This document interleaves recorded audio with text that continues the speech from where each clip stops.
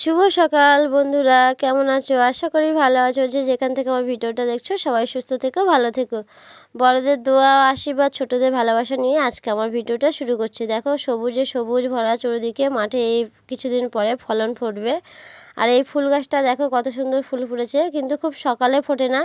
এই ফুলটা ফোটে একটু বেলায়, মানে 10টা 11টার দিকে ফুলটা ফোটে, জানি না কি ফুল। তো দেখো বিছানার চাদরটা পাল্টে নিলাম, নিয়ে বিছানার চাদরটা সুন্দর করে পেতে নিলাম। যেহেতু তোমরা জানো ছোট্ট মাম্মাম আছে, তো 2-3 দিন অন্তর আমার বিছানার চাদরটা পরিষ্কার করতে হয়। আর সারাদিন যেহেতু বিছানার উপরে থাকে ওরা, তো দেখো বিছানার চাদর গুছিয়ে নিলাম আর টুকিটাকি গুছানোর গুছিয়ে নিচ্ছি। আলনাটা হালকা হাতে গুছিয়ে নিলাম, নিয়ে এইবারে কাজ আরম্ভ করব। যেহেতু অনেকটা বেলা হচ্ছে, শোকেসটা একটু হালকা হাতে ঝেড়ে নেবো, যেহেতু ধুলো ধুলো পড়েছে। দেখো কতটা সাদা সাদা হয়ে রয়েছে ধুলোয়।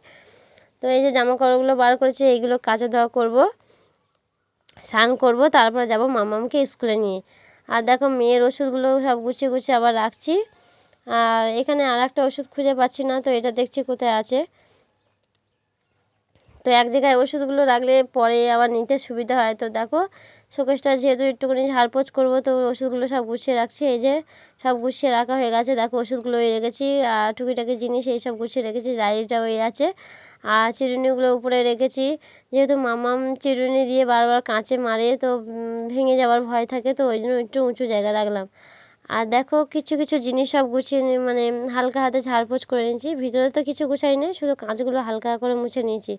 আর এদিকে মশলা করব, একটু আজকে গোটা জিরে বাটবো, আর আদা রসুনটা বাটবো। আজকে জিরের গুঁড়ো ব্যবহার করবো না। আর এদিকে তোমরা সবাই জানো যে সবজির বলতে ঝিঙা আর পটল দিয়ে আমরা মাছের ঝোল খাই, আর নাহলে শুধু আলু দিয়ে করি। তো তোমার দাদাভাই জানতো না মায়ের পুঁইশাক গাছটা মরে গেছে, তো কুমড়ো নিয়েছিল পুঁইশাক দিয়ে খাওয়ার জন্যে। তো এখন নির্গতি কী করার, মাছ দিয়ে ঝোল করব। আর এদিকে দেখো মেয়েকে স্কুল দিয়ে এসে রান্না বসিয়েছিলাম, আর গিয়েছে গ্যাস শেষ। তো এইবার দেখো কেমন মানে বিপদে পড়লাম। কিছু করার নেই। তো এখন সব মানে ভাতটা একটু ফুটলে হয়ে যাবে, মানে হয়ে এসছে। এবার লাগাবো, তো মাছ ভাজা হয়ে গেছে আর উচ্ছেটা ভাজা বসিয়েছি হাফ, তো হয়ে বন্ধ হয়ে গেল গ্যাস। আর আমার এবার চিন্তা বেঁধে গেছিলো কী হবে জানি না। যেহেতু কাঠও আমার নেই, গ্যাসে করি, আর কাঠ ফুরিয়ে গেছে অনেক দিন, আর কাঠ কেনা হয়নি। মায়ের আছে, চিন্তা করতে হবে না। তাও এই নিচে থেকে উপরে থেকে নিচে বয়ে বয়ে নিয়ে যেতে তো খুবই কষ্ট। তো এদিকে কিছু করার নেই, দুটো তো খেতে হবে। আমি না খেয়ে থাকলাম, তো মাম্মা আছে, ওকে তো খেতে দিতে হবে। তো কিছু করার নেই, নির্গত এখন সব নিচে বয়ে বয়ে নিয়ে যেতে হবে।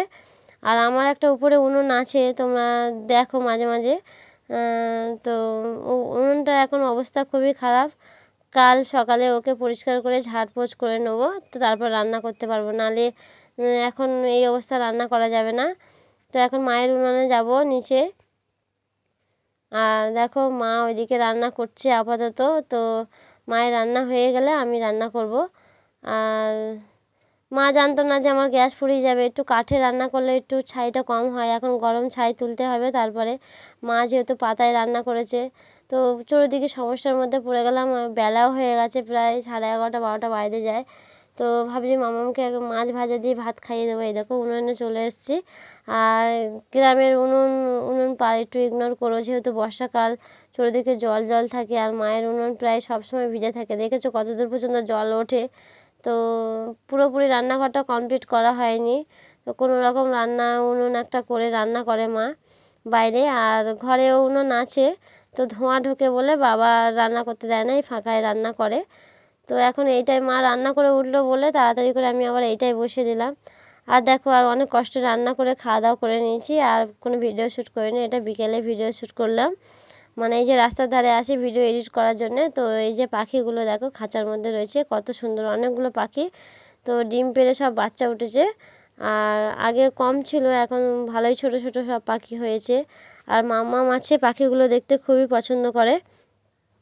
তো বাইরে নিয়ে আসলে এখন তো আর বর্ষাকালে মাঠে খেলতে পারে না, শুকনো থাকলে একটু খেলা করে। আর যেহেতু বৃষ্টি হচ্ছে মাঝে মাঝে কাদা, তো এই জন্য রাস্তার ধারেই দাঁড়িয়ে আছে, পাখি দেখছে।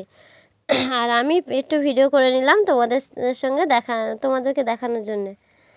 তো চলো আমি পাখিগুলো দেখুক মামাম। তারপর সন্ধেবেলা দেখো শসা নিয়েছে,